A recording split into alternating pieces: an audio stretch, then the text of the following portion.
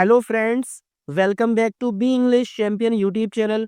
Guys, आज जो story हम रीड करने वाले हैं उसका टाइटल है where are other two fools. Guys, ये अकबर बीरबल की एक शॉर्ट मोरल स्टोरी है और हमेशा की तरह ये स्टोरी भी काफ़ी इंटरेस्टिंग और ट्रिकी है।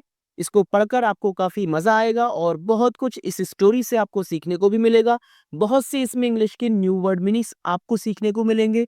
यहाँ मैंने कुछ वर्ड्स को हाईलाइट किया है जिनको मैं स्टोरी के कंप्लीट होने के बाद बिल्कुल डिटेल में डिस्कस करूंगा और इनका जो ग्रामेटिकल स्ट्रक्चर है वो भी आपको बताऊंगा।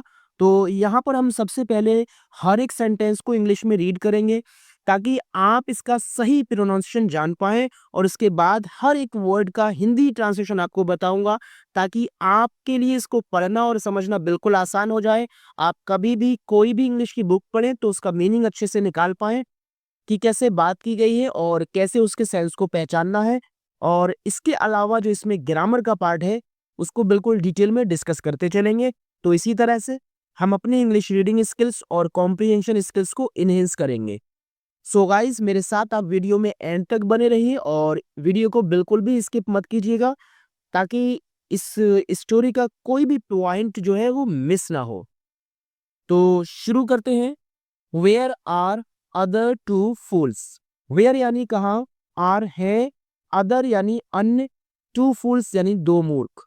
तो अन्य दो मूर्ख कहाँ हैं? वेयर आर अदर टू फूल्स, अन्य दो मूर्ख कहाँ हैं?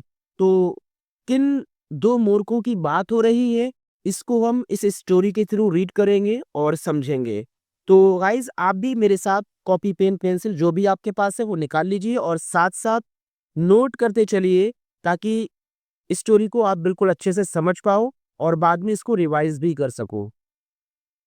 स्टार्ट करते हैं। Birbal's intelligence never ceased to surprise the emperor of Agra, Akbar. तो क्या मतलब हुआ? बीरबल्स इंटेलिजेंस यानी बीरबल की बुद्धिमानी, इसको नॉलेज, इंटेलिजेंस, टैलेंट कहते हैं या ब्रिलियंस कहते हैं।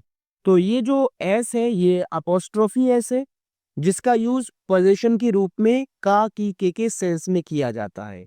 यानी इस एस के थ्रू जो इसके पहले नाउन होता है उसका जो अधिकार है वो उसके आगे वाले नाउन पर दिखाया जाता है। इसका ये मतलब होता है बीरबल्स इंटेलिजेंस। तो इंटेलिजेंस का मतलब हुआ बुद्धिमानी। तो किसकी बुद्धिमानी की बात हो रही है? बीरबल की बुद्धिमानी। तो जो इंटेलिजेंस है इस पर जो पोजीशन है वो किसका है? बीरबल का। बीरबल की बुद्धिमानी ने नेवर, कभी नहीं, नेवर जो है वो एक एडवर्ब होता है जिसका मतलब है कभी नहीं, सीज्ड यानी बंद किया या रोका, टू सरप्राइज यानी आश्चर्यचकित करना, द एम्परर ऑफ आगरा यानी आगरा के सम्राट अकबर को। तो इसका मतलब हुआ बीरबल की बुद्धिमानी ने अकबर यानी जो आगरा के सम्राट थे अकबर को कभी सरप्राइज करना बंद नहीं किया यानी आश्चर्यचकित करना बंद नहीं किया। तो यहाँ पर वर्ब की सेकंड फॉर्म का यूज किया गया है और ऐसे सेंटेंसेस जिनमें वर्ब की सेकंड फॉर्म का यूज किया जाता है वो पास्ट इंडेफिनिट के सेंटेंस होते हैं अफर्मेटिव में। और इसका हिंदी अनुवाद हम आ ई ए से करते हैं यानी किया।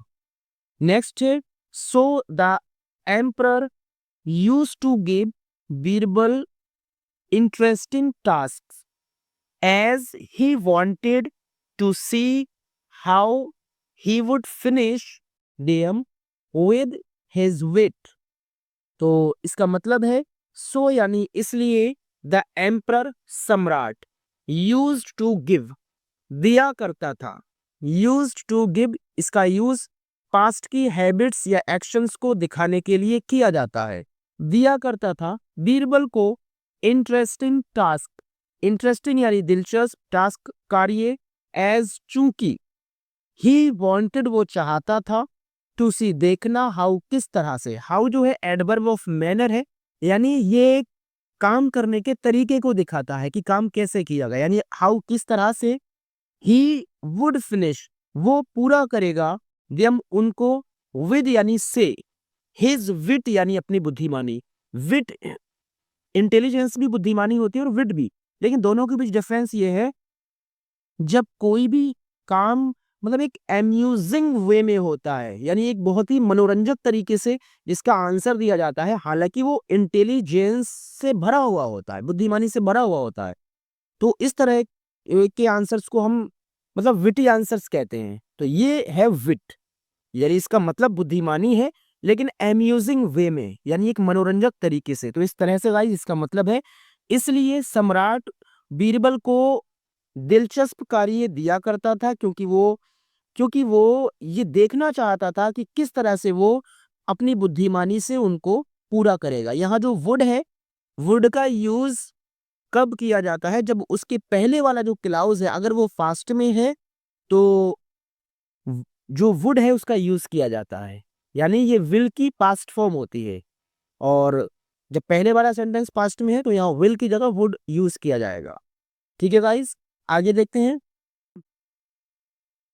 Once Birbal was asked by Akbar to search for fools in the kingdom and summon them in front of him.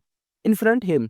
Once यानी एक बार बीरबल से was asked कहा गया by अकबर, अकबर के द्वारा to search तलाश करने के लिए for fools चार मूर्ख in the kingdom राज्य में and summon और बुलाने के लिए them उनको in front सामने him उसके।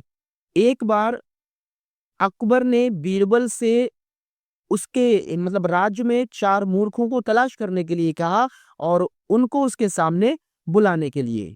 At first Birbal was confused but later felt amused. At first पहले तो बीरबल वॉज कंफ्यूज्ड यानी उलझन में था, बट लेकिन लेटर बाद में फेल्ट अम्यूज्ड यानी खुशी महसूस की। पहले बीरबल कंफ्यूज था लेकिन बाद में खुशी महसूस की। ही सैड उसने कहा, योर मजेस्टी यानी महाराज, आई विल डू मैं करूंगा, एज यू से जैसा आप कहते हो, यानी मैं करूंगा जैसा आप कहते हो। However I need a few days time as the world is no short of foolish people. However यानी हालांकि, आई नीड मुझे जरूरत है, अ फ्यू डेज टाइम यानी कुछ दिनों के समय की। यहां पर ये अपोस्ट्रोफी कॉमा लगा है। जब आपका नाउन प्लूरल होता है तो अपोस्ट्रोफी का जो कॉमा है वो एस के बाद लगाया जाता है, और अगर नाउन सिंगुलर होता है तो अपोस्ट्रोफी कॉमा एस के पहले लगाया जाता है, जैसे आपने ऊपर देखा। तो आई need a few days time यानी मुझे कुछ दिनों के समय की जरूरत है, एज चूंकि द वर्ल्ड यानी संसार, ये दुनिया, इज नो शॉर्ट यानी छोटी नहीं है, और फूलिश पीपल यानी मूर्ख लोगों के लिए ये छोटी दुनिया नहीं है। Thus I want to present the best of them before you. Thus इस तरह से, आई वॉन्ट मैं चाहता हूं, टू प्रेजेंट उपस्थित करना या लाना, द बेस्ट ऑफ देम उनमें से सबसे अच्छे मूर्खों को, बिफोर यू यानी आपके सामने। तो इस तरह से मैं आपके सामने उनमें से यानी जो सबसे अच्छे मूर्ख हैं उनको लाना चाहता हूं। Akbar agreed to Birbal's request. Akbar agreed सहमत हो गया, टू बीरबल्स रिक्वेस्ट यानी बीरबल की रिक्वेस्ट से, बीरबल की विनती से अकबर सहमत हो गया। As usual Birbal as usual Birbal set out to fulfil the wish of his emperor. As usual यानी हमेशा की तरह, जो काम अक्सर हुआ करता है तो इसको हम लिखेंगे एज यूजुअल यानी हमेशा की तरह बीरबल सेट आउट यानी यात्रा पर, सफर पर निकल पड़ा, चल पड़ा। टू फुलफिल पूरा करने के लिए, द विश यानी इच्छा, ऑफ हिज एम्परर अपने सम्राट की इच्छा को पूरा करने के लिए बीरबल हमेशा की तरह निकल पड़ा। While he was strolling in the palace to look for the first fool, he saw a man carrying a plate full of things such as sweets, fruits, etc. तो इसका मतलब हुआ while यानी जिस समय, he was strolling वो घूम रहा था। स्ट्रोलिंग का मतलब होता है घूमना, घूम रहा था इन द पैलेस महल में, टू लुक फॉर तलाश करने के लिए, ये एक फ्रेजल वर्ब है, तलाश करने के लिए, द फर्स्ट फूल पहले मूर्ख को, ही सॉ उसने देखा, अ मैन एक आदमी को, कैरिंग ले जाते हुए। जब नाउन के बाद वर्ब की आईएनजी फॉर्म यानी जेरंड फॉर्म जब आती है तो ये प्रेजेंट पार्टिसिपल का काम करती है। और ये क्या दिखा रही है, ये उस नाउन की विशेषता यानी उसके बारे में एडिशनल इन्फॉर्मेशन देते हैं। यानी उस आदमी को देखा किस कंडीशन में, कैरिंग अ प्लेट यानी एक प्लेट ले जाते हुए, फुल ऑफ थिंग्स यानी चीजों से भरी हुई। कौन सी चीजें, सच एज जैसे स्वीट्स, फ्रूट्स एटसेट्रा यानी मिठाइयाँ या फल एटसेट्रा, यानी इस तरह की और बहुत सारी चीजें उस प्लेट में रखी हुई थी और उस प्लेट को ले जाते हुए उस आदमी को देखा। Birbal filled with curiosity asked the man for whom he was taking all those things. Birbal filled भर गया with curiosity यानी जिज्ञासा से, जिज्ञासा यानी जानने की इच्छा। asked कहा, द मैन उस आदमी से, फॉर whom किसके लिए, ही वॉज वो था, टेकिंग ले जा रहा, ऑल दोज थिंग्स यानी वे सभी चीजें। और बीरबल जिज्ञासा से भर गया और उसने उससे पूछा कि वो किसके लिए ये सारी चीजें ले जा रहा था। The man The man said, my wife left me for another man and now she is blessed with a baby boy. The man said, उस आदमी ने कहा, my wife मेरी पत्नी ने left यानी छोड़ दिया या छोड़कर चली गई, मी मुझको, for के लिए, another man यानी दूसरे आदमी के लिए मेरी पत्नी मुझको छोड़कर चली गई, and now और अब, she is blessed यानी उसको, ये she is blessed with a baby boy, इसका मतलब है कि उसका एक लड़का हुआ है, यानी उसके यहाँ एक लड़के ने जन्म लिया है। तो यहाँ पर ऐसे हम पढ़ेंगे, she is blessed with a baby boy, यानी जब बच्चा जन्म लेता है तो इंग्लिश में उस सेंटेंस को हम कहते हैं she is blessed with a baby boy, यानी उसके घर एक बच्चे ने जन्म लिया है। I am taking all these things for her, I am taking मैं ले जा रहा हूँ, ऑल दीज थिंग्स ये सभी चीजें, फॉर हर उसके लिए, तो मैं ये सभी चीजें उसके लिए ले जा रहा हूँ। The very next moment, Birbal thought that he had got the first fool. The very next moment, बिल्कुल अगले ही पल, बीरबल ने थॉट सोचा, दैट कि ही हैड गॉड उसको मिल गया था, द फर्स्ट फूल पहला मूर्ख, अगले ही पल उसने, बीरबल ने सोचा कि उसको पहला मूर्ख मिल गया था। So he asked him to come before the emperor the next morning, so इसलिए ही आस्क्ड उसने कहा, हिम उससे, टू कम आने के लिए, बिफोर सामने, द एम्परर सम्राट के, द नेक्स्ट मॉर्निंग अगली सुबह को, इसलिए उसने अगली सुबह को सम्राट के सामने आने के लिए उससे कहा। The man agreed to come, वो आदमी एग्रीड सहमत हो गया, टू कम आने के लिए सहमत हो गया। Then Birbal moved ahead in search of the second fool, then यानी तब बीरबल मूव्ड अहेड यानी आगे बढ़ा, इन सर्च ऑफ की तलाश में, द सेकंड फूल यानी दूसरे मूर्ख की तलाश में बीरबल आगे बढ़ा। दिस टाइम यानी इस बार, ही हैड गॉट आउट वो बाहर गया, ही हैड गॉट आउट यानी वो बाहर निकल गया था, ऑफ द पैलेस महल के, और इस बार वो महल के बाहर निकल गया था। फार दूर, इन द फील्ड्स यानी खेतों में, ही सॉ उसने देखा, अ मैन एक आदमी को, ट्राइंग कोशिश करते हुए, टू राइड यानी सवारी करने की, अब बुफेलो एक भैंस की, राइड मीन्स होता है जब किसी के ऊपर बैठकर सवारी की जाती है, बुफेलो एक भैंस की, वाइल कैरिंग ले जाते समय, आ बंडल ऑफ ग्रास घास का गट्ठा, ऑन हिज हेड अपने सिर पर। तो खेतों में काफी दूर उसने देखा, उसने एक आदमी को देखा कि वो अपने सिर पर घास का एक गट्ठा ले जा रहा था और खुद एक भैंस पर सवारी कर रहा था, यानी भैंस पर सवारी करने की कोशिश करते हुए और अपने सिर पर घास का गट्ठा ले जाते हुए उसने देखा। He approached the man and asked, hey man, I saw you clumsily riding the buffalo. तो उसने क्या कहा, ही अप्रोच्ड वो पास आया, द मैन उस आदमी के, एंड आस्क्ड और कहा, हे मैन, मतलब हे मैन यानी उसको संबोधित किया उसने, आई सॉ मैंने देखा, यू आपको, क्लम्सली यानी बेढंगे तरीके से, राइडिंग सवारी करते हुए, द बुफेलो भैंस की, मैंने आपको भैंस की बेढंगे तरीके से, क्लम्सली का मतलब होता है बेढंगा तरीका यानी इन एन ऑकवर्ड वे, भैंस की सवारी करते हुए देखा। व्हाट इज द मैटर, क्या मामला है, why don't you tie the bundle of grass at her back, why क्यों डोंट यू तुम नहीं टाई बांध देते हो द बंडल ऑफ ग्रास घास का गट्टा एट हर बैक उसकी पीठ पर क्यों नहीं बांध देते हो तुम। तो फिर वो क्या कहता है, the man in a very concern tone replied sir the matter is that my buffalo is pregnant.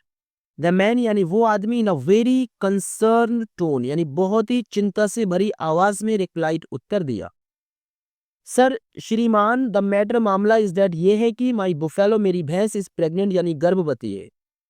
तो उसने कहा श्रीमान मामला ये है कि मेरी भैंस गर्भवती है, एंड और इट वुड बी और ये हो जाएगी वेरी इनसेंसिटिव। इनसेंसिटिव का क्या मतलब होता है, यानी दूसरों की भावनाओं को ना समझना यानी अनअवेयर ऑफ अदर्स फीलिंग, यानी दूसरों की जब भावनाओं को नहीं समझा जाता है तो उसको इनसेंसिटिव कहा जाता है, और जब हम दूसरों की भावनाओं को समझते हैं, दुख दर्द को समझते हैं तो वो सेंसिटिव होता है। तो ये इनसेंसिटिव हो जाएगी ऑफ मी मेरे लिए, यानी ये मेरे दुख दर्द को नहीं समझेगी इफ आई डम्प्ड अगर मैं रख दूं द बंडल गट्ठा एट हर बैक उसकी पीठ पर। दैट इज वाई इसलिए आई एम कैरिंग मैं ले जा रहा हूं इट, ये इसलिए मैं ये ले जा रहा हूं। The reply was enough for Birbal to decide the second fool. The reply यानी जवाब, वॉज इनफ यानी काफी था, फॉर बीरबल बीरबल के लिए, टू डिसाइड यानी ये निश्चित करना, द सेकंड फूल यानी दूसरे मूर्ख को निश्चित करना बीरबल के लिए ये जवाब काफी था। सो इसलिए लाइक यानी तरह द फर्स्ट वन यानी पहले मूर्ख की, ही टोल्ड उसने कहा दिस मैन इस आदमी से टू रीच पहुंचने के लिए, द कोर्ट दरबार में, द नेक्स्ट मॉर्निंग यानी अगली सुबह को दरबार में पहुंचने के लिए। पहले मूर्ख की तरह उसने दूसरे मूर्ख से भी यही कहा। द मैन उस आदमी ने नोडिड यानी सिर हिलाया, इन एग्रीमेंट यानी सहमति में, एंड लेफ्ट और चला गया, यानी सहमति में उसने सिर को हिलाया यानी हाँ कह दिया और चला गया। The next day Birbal presented both the fools before the emperor. The next day अगले दिन बीरबल ने प्रेजेंटेड प्रस्तुत किया या सामने लाया, बोथ द फूल्स दोनों मूर्खों को, बिफोर सामने द एम्पर सम्राट के। तो अगले दिन बीरबल सम्राट के सामने दोनों मूर्खों को उसने प्रेजेंट किया। अकबर ने लिसनड यानी सुनी टू देयर स्टोरीज उनकी कहानियां, and gave out a hearty laugh. इसको पूरे को हम पढ़ेंगे, gave out a hearty laugh यानी जोर का ठाका लगाया, यानी जब जोर से इंसान दिल की खुशी से जब हंसता है, यानी जब इंसान पूरे मन से पूरे दिल से खुशी के साथ एकदम हंसता है तो उसको इंग्लिश में कहते हैं gave out a hearty laugh, यानी जोर का ठाका लगाया हंसी का। देन यानी तब ही आस्क्ड उसने कहा बीरबल से, वेयर मिस कहा द रेस्ट यानी बचे हुए टू दोनों वर थे, यानी उसने कहा कि बचे हुए दोनों मूर्ख कहाँ थे। बीरबल ने रिप्लाइड उत्तर दिया, विद नो ऑफेंस, ऑफेंस का मतलब होता है अपराध, यानी बिना किसी अपराध के साथ। योर मजेस्टी महाराज द थर्ड फूल तीसरा मूर्ख इज है यू आप, यानी जो तीसरा मूर्ख है वो आप हो, एज क्योंकि यू डायरेक्टेड मी आपने मुझे दिशा निर्देश दिया, यानी आपने मुझे निर्देशन दिया, आपने मुझे राह दिखाई, टू डू करने के लिए सच अ टास्क यानी ऐसा काम, ऑफ लुकिंग फॉर तलाश करने का, फूल्स मूर्खों को, एंड द फोर्थ वन और चौथा मूर्ख इज मिस है आई मैं, फॉर एक्टिंग यानी काम करने के लिए, ऑन योर डायरेक्शंस आपकी जो दिशा निर्देश है उस पर, यानी आपकी डायरेक्शन पर काम करने के लिए चौथा मूर्ख जो है वो मैं हूं, और जो तीसरा मूर्ख है वो आप हो क्योंकि आपने मुझे ऐसा मूर्खों को तलाश करने का ऐसा काम दिया। तो क्या हुआ, at Birbal's answer Akbar couldn't help laughing and appreciate his minister's ready wit. At यानी पर, बीरबल्स आंसर बीरबल के आंसर पर, अकबर कुडंट हेल्प यानी नहीं रोक सका, लाफिंग यानी हंसी को, यानी अकबर हंसी को नहीं रोक सका, एंड अप्रिशिएट और प्रशंसा की, तारीफ की, सराहना की, हिज मिनिस्टर्स रेडी हिट यानी अपने मंत्री के तुरंत हाजिर जवाबी की। तो रेडी हिट का मतलब होता है जो किसी भी बात का तुरंत जवाब दे देता है उसको रेडी हिट कहते हैं। तो अपने मंत्री यानी जो बीरबल था उसकी हाजिर जवाबी की बहुत ही प्रशंसा की। तो इस तरह से ये स्टोरी यहाँ पर कंप्लीट होती है, और अब हम इसका दूसरा जो पार्ट है यानी वोकैबुलरी उसको बिल्कुल डिटेल में डिस्कस करेंगे। यहाँ पर हमारा पहला वर्ड है सीज्ड, जो हमने स्टोरी के पहले ही सेंटेंस में पढ़ा था। तो सीज्ड जो कि वर्ब की सेकेंड फॉर्म है जिसको हम सिंपल पास्ट फॉर्म कहते हैं। और इसका मतलब होता है टू स्टॉप यानी बंद करना या रोकना। जब किसी भी काम को रोक दिया जाता है तो उसको सीज करना कहते हैं। इसका सेंटेंस है that organization has ceased to exist. Organization का मतलब होता है कोई भी जो कार्यक्रम होता है, वैसे संगठन होता है, तो that organization ceased to exist यानी होना बंद हो गया है। तो नेक्स्ट वर्ड है used to give. Used to give का मतलब है something that was given in the past, यानी कुछ भी चीज जो पास्ट में दी जाती थी तो उसको हम कहेंगे यूज टू गिव, यानी दिया करते थे या दिया करता था। यानी ऐसा काम, ऐसी हैबिट या कोई भी कुछ भी जो पास्ट में अक्सर हुआ करता है तो उसको हम यूज टू प्लस वर्ब की फर्स्ट फॉर्म से दिखाते हैं, और ये भी वर्ब की सेकंड फॉर्म है। नेक्स्ट वर्ड है समवन। समवन का मतलब है to order a person to come to a place, यानी किसी इंसान को किसी स्थान पर बुलाने का ऑर्डर देना, यानी बुलाना। समवन होता है बुलाना, ये वर्ब की बेस फॉर्म है। बेस फॉर्म जिसको हम वर्ब की फर्स्ट फॉर्म कहते हैं। नेक्स्ट है सेट आउट। सेट आउट का मतलब होता है टू बेगिन अ जर्नी। इसका मतलब है प्रस्थान करना। टू बेगिन अ जर्नी एक यात्रा शुरू करना, वो भी किसी ना किसी पर्पस के साथ, यानी to begin a journey with a purpose, यानी किसी उद्देश्य के साथ यात्रा करने को सेट आउट कहते हैं। और ये वर्ब की सिंपल पास्ट फॉर्म है। सिंपल पास्ट फॉर्म का मतलब होता है वर्ब की सेकंड फॉर्म, और ये अपने आप में एक फ्रेजल वर्ब है। और फ्रेजल वर्ब क्या होता है? फ्रेजल वर्ब में वर्ब के साथ एक एडवर्ब या एक प्रेपोजिशन, इन दोनों में से एक चीज होती है, तो इस तरह से बनती है फ्रेजल वर्ब। तो यहाँ पर जो सेट है वो वर्ब है और आउट है एक एडवर्ब। तो इस तरह से वर्ब और एडवर्ब के मिलने से बना फ्रेजल वर्ब, जिसका मतलब है प्रस्थान करना। नेक्स्ट है स्ट्रोलिंग। स्ट्रोलिंग का मतलब है to walk in a slow relaxed way specially for pleasure, यानी to walk in a slow relaxed way specially for pleasure. इसका मतलब है घूमना या सैर करना सिर्फ आनंद के लिए, यानी सिर्फ मजे के लिए बहुत आराम से धीरे धीरे घूमने को स्ट्रोलिंग कहते हैं। ये वर्ब की फोर्थ फॉर्म है जिसको हम आईएनजी फॉर्म कहते हैं। और अगर इसका यूज हेल्पिंग वर्ब के बात किया जाता है तो ये वर्ब की फोर्थ फॉर्म कहलाएगी। और जब इसका यूज एक नाउन के रूप में किया जाता है तो ये जेरेंड फॉर्म में आ जाती है। नेक्स्ट वर्ड है look for. Look for means try to find something और समवन, यानी किसी चीज को या किसी इंसान को ढूंढने की कोशिश करना, यानी तलाश करना, इसको लुक फॉर कहते हैं। ये भी एक फ्रेजल वर्ब है, और फ्रेजल वर्ब मैं आपको पहले ही बता चुका हूं। It consist of a verb with a preposition और एन एडवर्ब, यानी ये एक वर्ब और उसके साथ एक एडवर्ब या प्रेपोजिशन के साथ मिलने से बनती है। नेक्स्ट है क्यूरियोसिटी। क्यूरियोसिटी का मतलब है a desire to know something. A desire to know something यानी कुछ जानने की इच्छा को क्यूरियोसिटी कहते हैं, जिसको हिंदी में जिज्ञासा कहते हैं। और ये एक नाउन पार्ट्स ऑफ स्पीच है, यानी इसका यूज एज अ नाउन किया जाता है। नेक्स्ट वर्ड है approached. Approached means to come near. To come near यानी पास आना, और ये वर्ब की सेकंड फॉर्म है। नेक्स्ट वर्ड है clumsily. Clumsily means in an awkward way. Awkward मतलब होता है बेतुका, बेढंगा। इन एन ऑकवर्ड वे, बेढंगे तरीके से। और it is an adverb parts of speech. इसका यूज एज एन एडवर्ब किया जाता है because it shows the manner, it shows how an action has happened, यानी कि जो काम है वो किस तरह से हुआ है ये उसको दिखाता है। नेक्स्ट है concern. Concern means worried about something. Worried about something, चिंतित।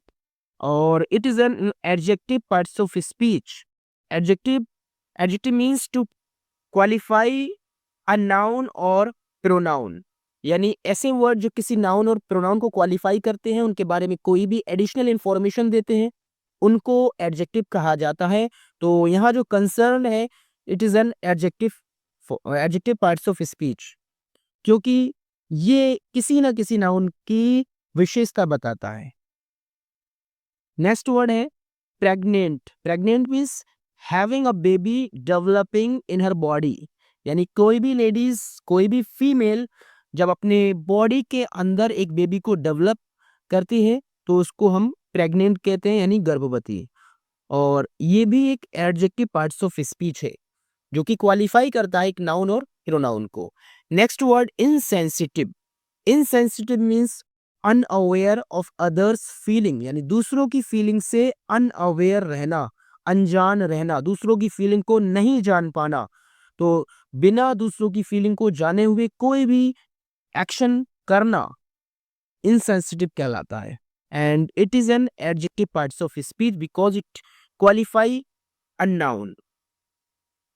नेक्स्ट है dumped. Dumped means to put something down quickly, to put something down quickly, यानी यहाँ पर पुट डाउन यानी नीचे रखना, समथिंग कुछ, क्विकली तेजी से, यानी अचानक से, तेजी से, झटके से कोई भी चीज को एकदम नीचे रखने को डम्प्ड कहते हैं, यानी पटक देना, जिसको हम हिंदी भाषा में कहेंगे पटक दिया एकदम से, तो उसको हम हिंदी में कहेंगे रख दिया। और it is simple past form, यानी वर्ब की second form. Next word nodded. Nodded means to move your head up and down as a way of saying yes. To move your head up and down as a way of saying yes. यानी हाँ कहने के एक तरीके के रूप में अपने सिर को ऊपर नीचे हिलाना, सिर हिलाया, वर्ब की second form. Next give out a hearty laugh.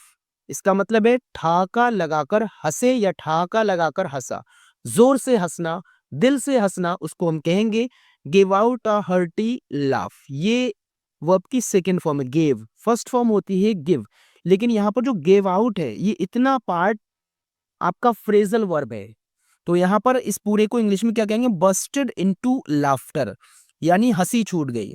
तो गिव आउट जो है वो एक फ्रेजल वर्ब है जिसका मतलब होता है बांटना या देना।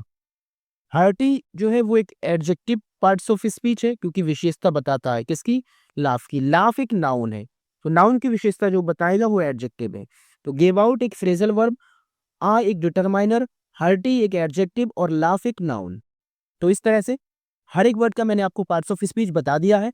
तो इस तरह से गाइस अगर आप सेंटेंस में हर एक वर्ड को समझ लेंगे कि ये कौन सा पार्ट्स ऑफ स्पीच है, तो आप इंग्लिश को बिल्कुल अपनी मुट्ठी में कर सकते हैं। बस आप मेरी वीडियोस को लगातार देखते रहिए, मुझे सपोर्ट करते रहिए। ऑफेंस मीन्स होता है अ क्राइम और an illegal action, an illegal action यानी अपराध, एक अवैधानिक काम जो कानून के खिलाफ हो उसको इलीगल एक्शन कहते हैं। और it is a noun parts of speech. Offence अगर ऑफेंड होता तो वर्ब फॉर्म होता, बट ऑफेंस है और ये नाउन पार्ट्स ऑफ स्पीच है। तो guys thank you so much for watching this video and keep watching, keep learning. और आप ऐसे ही मुझे सपोर्ट करते रहिएगा गाइस, और मेरी दुआ है कि आप हमेशा कामयाब हो और अच्छे से आपको इंग्लिश बोलना आ जाए। बस लाइक शेयर कमेंट जरूर कीजिएगा। Thank you once again.